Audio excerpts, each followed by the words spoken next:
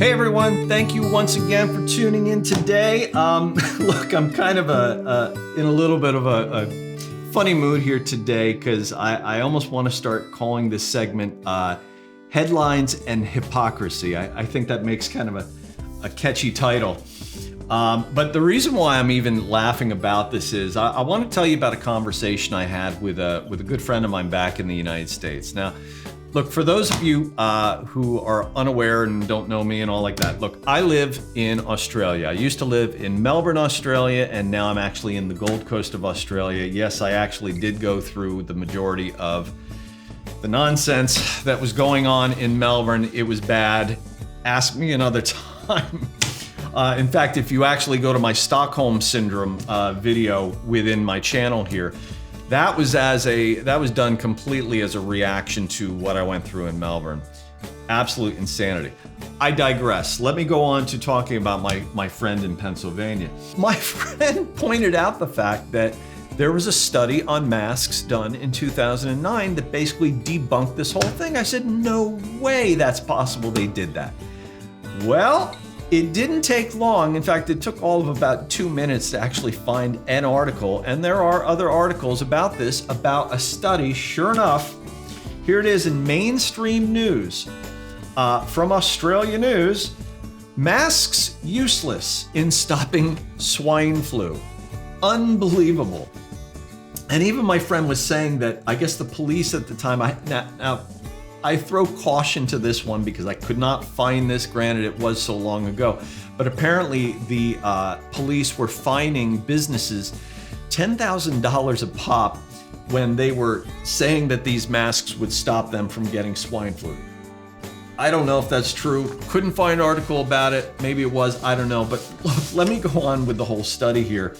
It goes on to say masks worn by many healthcare workers do nothing to protect them during a pandemic influenza outbreak, like the world is now seeing with the swine flu. Imagine that. But I want to go on. This is kind of an interesting detail that goes to show you the effectiveness of this. So it goes on to say that they were monitoring nurses and doctors in the hospital, and they said that after 4 weeks, the 10% people who did not wear face masks at all, about almost 10% contracted something. And they said, in the end, they said that people who wore the N95 masks, the illness rate was about 4%. So let's say a little bit, maybe half the people who would naturally even get it. And then they said that the people who wore just surgical masks, just the paper surgical masks, was really just that much less than the people who wore no masks at all.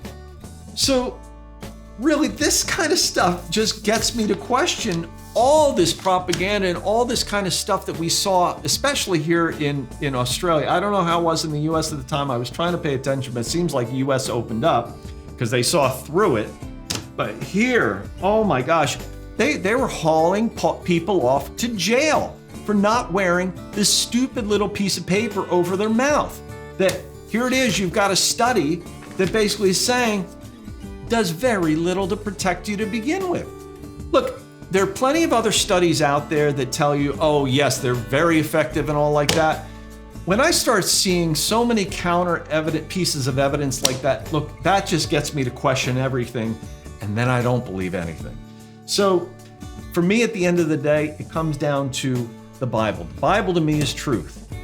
Well, how do you know truth if you're not reading it? And that's my challenge to everyone. So that's why I do things like I do read the Bible. I have a set time that I do that, and just trying to gain wisdom and information, because when you see stuff like this and then you see the counter to it, what do you know to believe as the truth?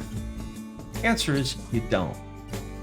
So that's my challenge to all of you today. At the end of it, Bible and God, those are the only ones who are going to be truthful to you. Folks, that is my word for today. Thank you once again for tuning in. And look, I love your comments. I'm curious to see what kind of comments we get after this one today. But like it, subscribe it, send it off, and send it to more people. I'd love to hear more comments. Thanks again, folks.